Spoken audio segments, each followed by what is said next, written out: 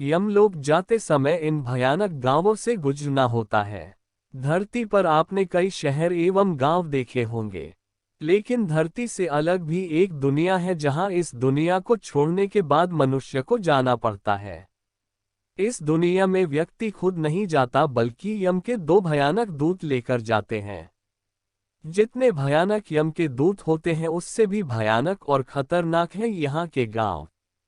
इन गांवों की संख्या एक नहीं बल्कि पूरे 16 है और जीवन में पाप कर्म करने वाले मनुष्य को इन सभी गांवों में अलग अलग प्रकार के कष्टों का सामना करते हुए अंत में यमपुरी पहुंचना होता है। इन भयानक गांवों के बारे में गरुड़ पुराण विस्तार से वर्णन किया गया है।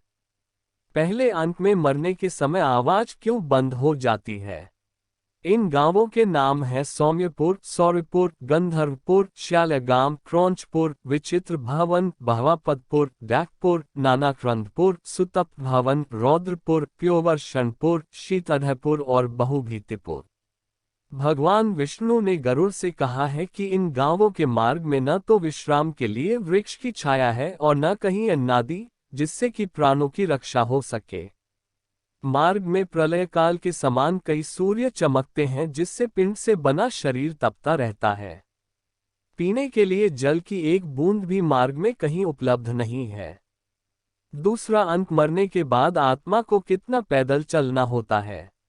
इस मार्ग में एक अस्सीपत्र नाम का वन है। इस वन में कौवा, उल्लू, गीदड़, मधुमक्खी, मच्छर तथा कई जगह जंगल की आग है। इन सभी से पीड़ा पाते हुए प्रेतात्मा कभी मलमूत्र एवं रक्त के कीचड़ में गिरता है तो कभी अंधेरे कुएं में गिरकर छटपटता है।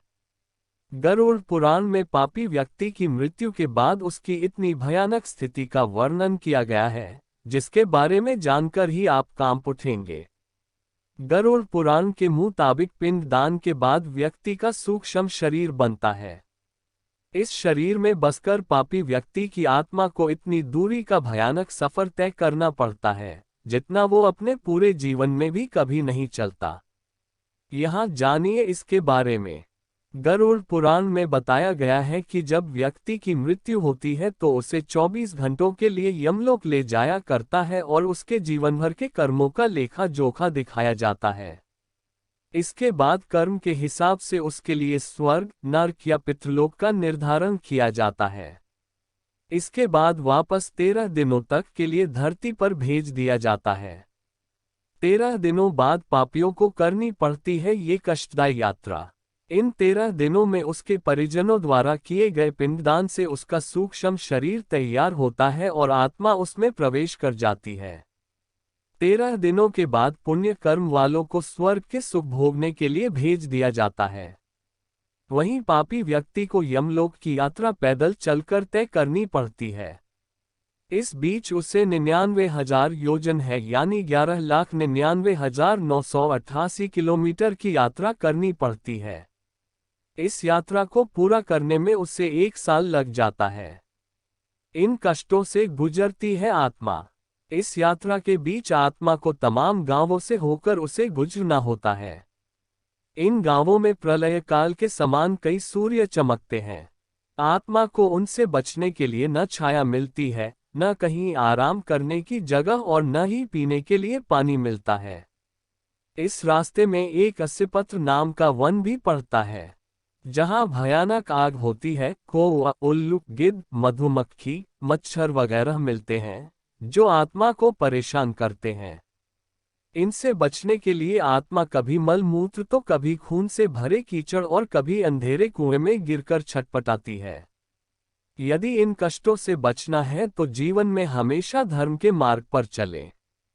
गरुड़ पुराण में यमलोक के बारे में बताया गया है कि ये 1 लाख योजन क्षेत्र में फैला हुआ है और इसके 4 मुख्य द्वार हैं। पापियों के लिए यमलोक का रास्ता काफी कष्टकारी बताया गया है। इस रास्ते में वैतरणी नदी का भी उल्लेख मिलता है। इस नदी का दृश्य भी इतना भयानक है कि सुनकर ही आप अंदर से कांप जाएंगे। गरुड़ पुराण के मुताबिक जिस तरह धरती पर नदी में पानी बहता है उस तरह इस नदी में खून और मवाद बहता है। नदी के तट पर हड्डियों के ढेर लगे हैं। पापी व्यक्ति को इस नदी को पार करके निकलना होता है।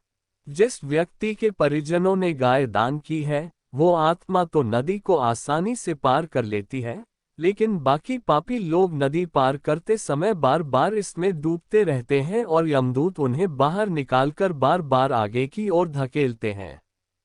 पापियों को देखकर गर्जना करती है नदी।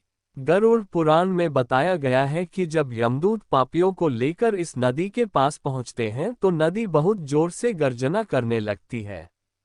इसमें बह रहा रक्त खौलने लगता है। नदी में मगरमच्छ, मछली और वज्र जैसी चोंच वाले गिद्ध रहते हैं। ये दृश्य देखकर ही आत्मा डर से कांपने लगती है। पुण्य के बल पर मिलती है नाव। इस नदी को पार करने के लिए एकमात्र नाव है। इस नाव को एक प्रेत चलाता है। वो आत्माओं से पूछता है कि तुम्हारे पास ऐसा कौन सा पुण्य है जिसके कारण तुम्हें इस नाव में बैठाला जाए।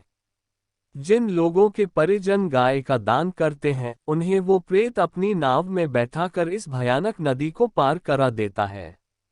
जिनके पास दान का पुण्य नहीं होता, उनकी नाक में कांटा फंसाकर यमदूत नदी के ऊपर से खींचते हुए ले जाते हैं। इसीलिए शास्त्रों में गोदान करने की बात कही जाती है। यमपुरी में मिलती है पुष्पोदका नदी। यमपुरी पहुंचने के बाद आत्मा को पुष्पोदका नदी मिलती है। इस नदी का पानी काफी स्वच्छ है और इसके किनारे बहुत बड़ा बड़ का वृक्ष लगा है। आत्मा इस नदी के किनारे पेड़ की छाया में बैठकर कुछ देर के लिए आराम करती है।